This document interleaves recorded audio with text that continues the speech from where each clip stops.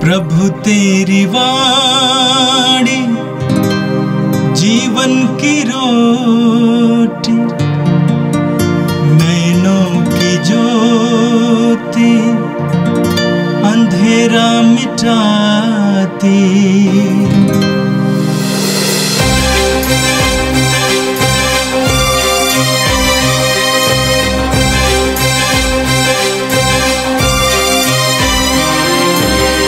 प्रभु तेरी वाणी जीवन की रोटी, नैनों की ज्योति अंधेरा मिटाती। प्रभु तेरी वाणी जीवन की रोटी, नैनों की ज्योति अंधेरा मिटाती। वाणी वाणी वाणी वाणी वाणी पवित्र है, शाश्वत है, जीवन का मन्ना है। 27 फरवरी सोमवार। पहला पाठ लेवी ग्रंथ अध्याय 19 पद संख्या 1 से 2 और 11 से 18 तक।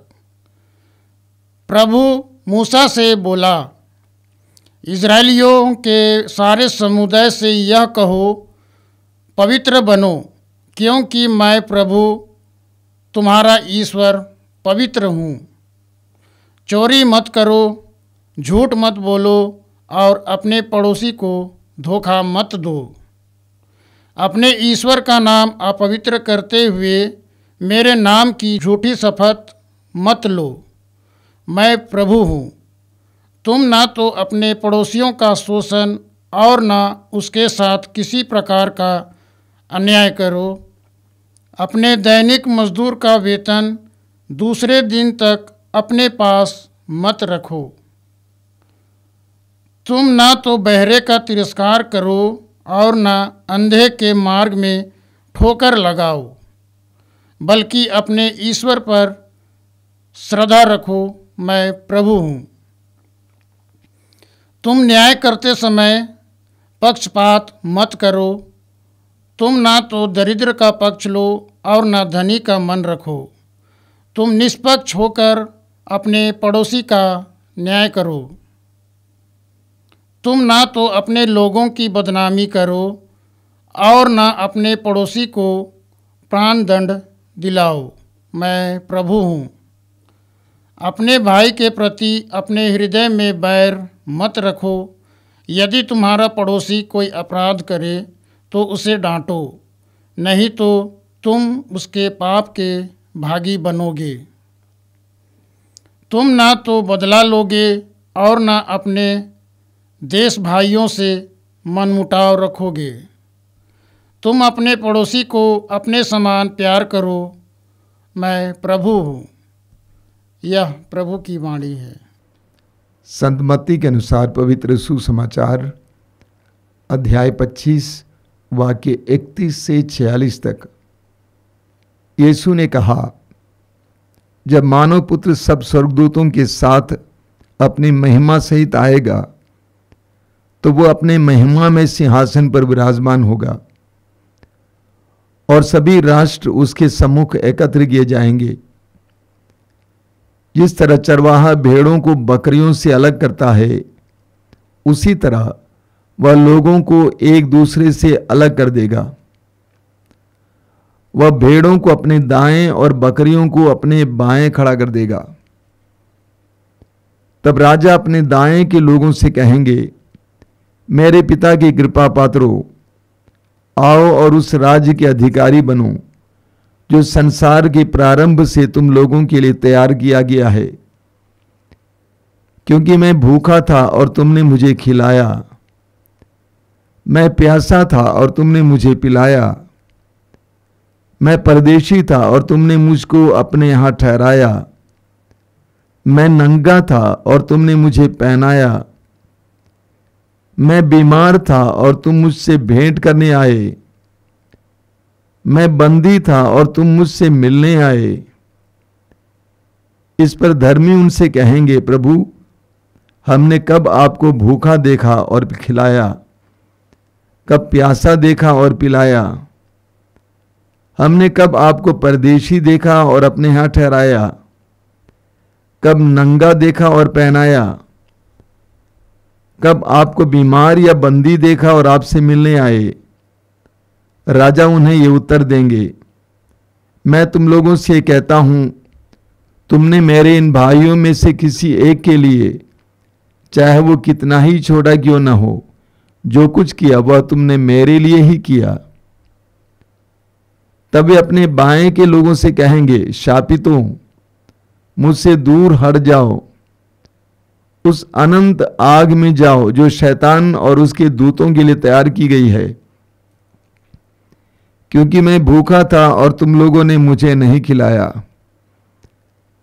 मैं प्यासा था और तुमने मुझे नहीं पिलाया, मैं परदेशी था और तुमने मुझे अपने यहां नहीं ठहराया, मैं नंगा था और तुमने मुझे नहीं पहनाया, मैं बीमार और बंदी था और तुम मुझसे मिलने नहीं आए। इस पर वे भी उनसे पूछेंगे, प्रभु, हमने कब आपको भूखा, प्यासा, परदेशी, नंगा, बीमार या बंदी देखा और आपकी सेवा नहीं की? तब राजा उन्हें उत्तर देंगे, मैं तुम लोगों से कहता हूं, जो कुछ तुमने मेरे छोटे से छोटे भाइयों में से किसी एक के लिए नहीं किया, वह तुमने मेरे लिए भी नहीं किया। और ये अनंत दंड भोगने जाएंगे, परंतु धर्मी अनंत जीवन में प्रवेश करेंगे। यह प्रभु का दिव्य सुसमाचार है। क्रिस्त प्रभु की जय। मेरे प्रिय भाई और बहनों, आज का पहला पाठ लेवी ग्रंथ के अध्याय 19 से लिया गया था। आज के पाठ में प्रभु हमें पवित्रता के बारे में बताते हैं। वचन में आपने सुना, प्रभु मूसा से बोला, इस्राएलियों के सारे समुदाय से ये कहो, पवित्र बनो, क्योंकि मैं प्रभु तुम्हारा ईश्वर पवित्र हूं। पवित्र बनो क्योंकि मैं तुम्हारा प्रभु ईश्वर पवित्र हूं। हर मनुष्य पवित्रता के लिए बुलाया गया है। हम पढ़ेंगे विधिवरण ग्रंथ के अध्याय 7 उसके वाक्य 6 और 7 में मूसा इस्राएलियों को संबोधित करते हुए कहता है कि तुम ईश्वर की पवित्र प्रजा हो, तुम ईश्वर की पवित्र प्रजा हो। योशुआ के ग्रंथ के अध्याय 3 वाक्य 5 में प्रभु ने योशुआ से कहा, लोगों से कहो अपने को पवित्र बनाए रखो, और कल तुम्हारा प्रभु तुम्हारी आंखों के सामने चमत्कार दिखाएगा। पवित्र बनाए रखो अपने आप को। एजेकियल नबी के ग्रंथ के अध्याय 36 उसके वाक्य 23 में प्रभु कहते हैं, मैं तुम्हारे द्वारा अपनी पवित्रता प्रकट करूंगा। मैं तुम्हारे द्वारा अपनी पवित्रता प्रकट करूंगा। नए विधान में पहले पेतरुस अध्याय 1 वाक्य 15 और 16 में पेतरुस कहते हैं, हर बात में पवित्र बनो, क्योंकि जिसने आपको बुलाया है वो पवित्र है। आप हर बात में पवित्र बने, क्योंकि जिसने आपको बुलाया है वो पवित्र है। उत्पत्ति ग्रंथ में हम पढ़ते हैं और अन्यत्र भी हम पढ़ते हैं कि वचन में लिखा हुआ है कि ईश्वर ने मनुष्य को अपना प्रतिरूप बनाया। आप और हम ईश्वर के प्रतिरूप हैं। ईश्वर पवित्र हैं, तो पवित्रता हमारा जन्मसिद्ध अधिकार है। हम पवित्र बनने के लिए बुलाए गए हैं। हर मनुष्य को ईश्वर ने पवित्रता के लिए बुलाया है, बनाया है। अब पवित्रता का मतलब क्या है? आज के पाठ में आपने सुना कि अपवित्रता का तात्पर्य क्या है। वाक्य 11 से लिखा हुआ है, चोरी मत करो। अपवित्रता क्या है? चोरी करना। अपवित्रता क्या है? झूठ बोलना। अपवित्रता क्या है? पड़ोसी को धोखा देना, अपने ईश्वर का नाम अपवित्र करना, नियमों का उल्लंघन करना, अपने पड़ोसी का शोषण करना, यह अपवित्रता है। लोगों के साथ अन्याय करना अपवित्रता है। किसी मजदूर के वेतन को अगले दिन तक अपने पास रखे रहना, यह अपवित्रता है। समाज के तिरस्कृत लोगों का तिरस्कार करना, बहरे, अंधे इत्यादि का तिरस्कार करना, ये अपवित्रता है। न्याय करते समय पक्षपात करना, ये अपवित्रता है। लोगों को बदनाम करना, ये अपवित्रता है। अपने पड़ोसी को जानबूझकर प्राणदंड दिलाना, यह अपवित्रता है। दूसरों के प्रति बैर हृदय में बनाए रखना, यह अपवित्रता है। अपने हृदय में दूसरों के प्रति मनमुटाव रखना और अपने पड़ोसी को अपने समान ना प्यार करना, यह अपवित्रता है। अक्सर हम जब पवित्रता और अपवित्रता के बारे में चर्चा करते हैं और सोचते हैं, उसे लैंगिकता से जोड़ देते हैं। आज के पाठ में प्रभु ने स्पष्ट शब्दों में हमें समझाया है कि अपवित्रता क्या है। यह न केवल लैंगिकता से जुड़ी हुई बात है, बल्कि हमारे जीवन के हर पहलू से जुड़ी हुई बात है। प्रभु के आदेशों और आज्ञाओं के विरुद्ध कार्य करना, यही अपवित्रता है। आज हम प्रभु से प्रार्थना करेंगे कि प्रभु हमें पवित्र जीवन जीने के लिए कृपा दीजिए। आज के पाठ को फिर एक बार सुनिएगा, पहले पाठ को, ताकि हमें ये ज्ञान मिलेगा कि पवित्रता क्या है और अपवित्रता क्या है। और आज के सुसमाचार में हमने अंतिम न्याय के बारे में प्रभु से शिक्षा पाई। प्रभु कहते हैं, जब मानव पुत्र स्वर्गदूतों के साथ अपनी महिमा सहित आएगा तो वह अपने महिमा में सिंहासन पर विराजमान होगा और सभी राष्ट्र उसके सम्मुख एकत्र किए जाएंगे। जिस तरह चरवाहा भेड़ों को बकरियों से अलग करता है, उसी तरह वह लोगों को एक दूसरे से अलग कर देगा। भेड़ों को अपने दाएं और बकरियों को अपने बाएं। तब राजा अपने दाएं के लोगों से कहेंगे, मेरे पिता की कृपा पात्रों, आओ और उस राज्य के अधिकारी बनो जो संसार के प्रारंभ से तुम लोगों के लिए तैयार किया गया है। क्योंकि मैं भूखा था और तुमने मुझे खिलाया, मैं प्यासा था और तुमने मुझे पिलाया, मैं परदेशी था और तुमने मुझको अपने यहाँ ठहराया, मैं नंगा था और तुमने मुझे पहनाया, मैं बीमार था और तुम मुझसे भेंट करने आए, मैं बंदी था और तुम मुझसे मिलने आए। मेरे प्रिय भाई और बहनों, मार्कुस के सुसमाचार के अध्याय 12 उसके वाक्य 28 से 30 तक हम पढ़ते हैं।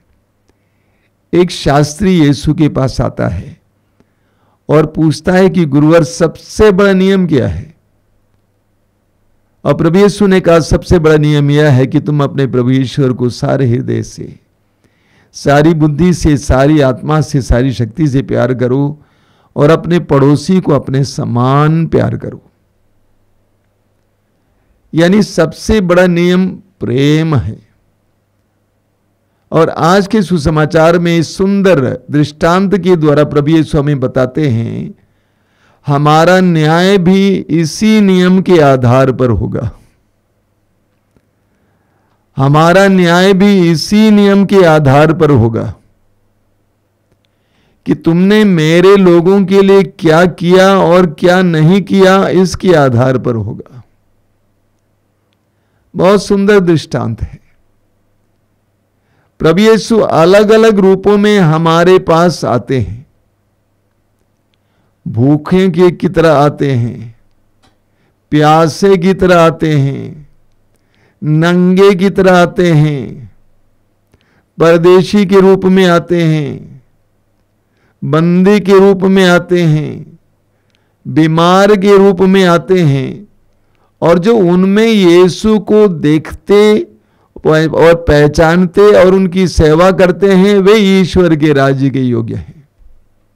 प्रभु यीशु बताते हैं, मैं नहीं बता रहा हूं।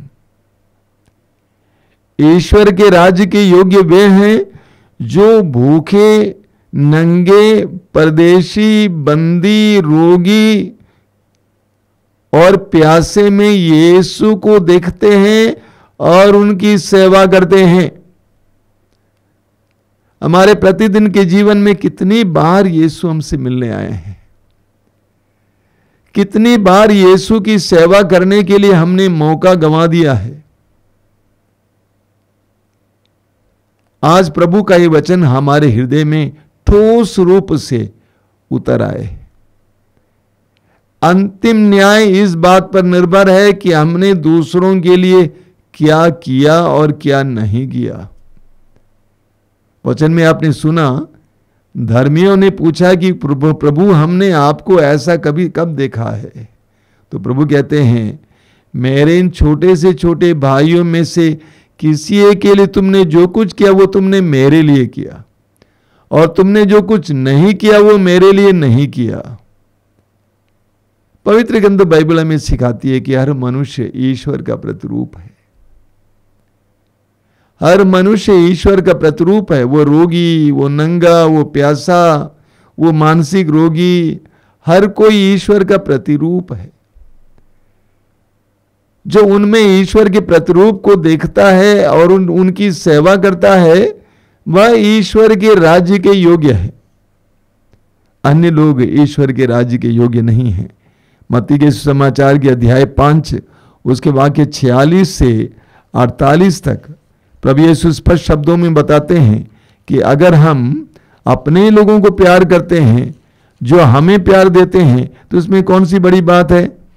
प्रभु स्पष्ट शब्दों में बताते हैं, यदि तुम उन्हीं से प्रेम करते हो जो तुमसे प्रेम करते हैं, तो पुरस्कार का दावा कैसे कर सकते हो? क्या नाकेदार भी ऐसा नहीं करते? और यदि तुम अपने भाइयों को ही नमस्कार करते हो, तो क्या बड़ा काम करते हो? क्या गैर यहूदी भी ऐसा नहीं करते? इसलिए तुम पूर्ण बनो जैसे तुम्हारा स्वर्गीय पिता पूर्ण है। स्वर्गीय पिता की पूर्णता किस बात में है?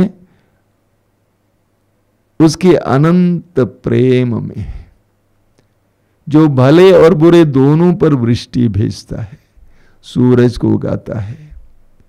पवित्र बाइबल हमें सिखाती है कि ईश्वर प्रेम है और ईश्वर की पूर्णता प्रेम है, और हमारी भी पूर्णता प्रेम है।